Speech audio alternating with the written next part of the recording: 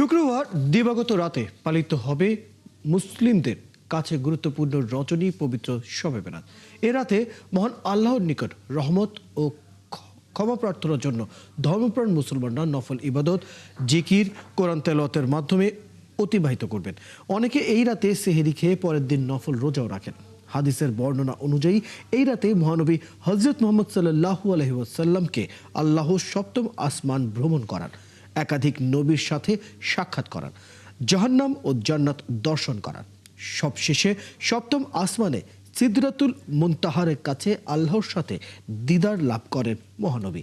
শবে বরাতের সফর থেকেই উম্মতে মুহাম্মাদীর জন্য 5 ওয়াক্ত নামাজ ফরজ করার আকারে প্রদান করেন খোদা তাআলা। এই রাতে ইবাদতের পাশাপাশি দরিদ্রদের দান খয়রাত করার প্রতি বিশেষ গুরুত্ব দেন ইসলামী চিন্তাবিদেরা। এই রাতে প্রিয়জনদের কবরে দোয়া করতে যান মুসলিমরা।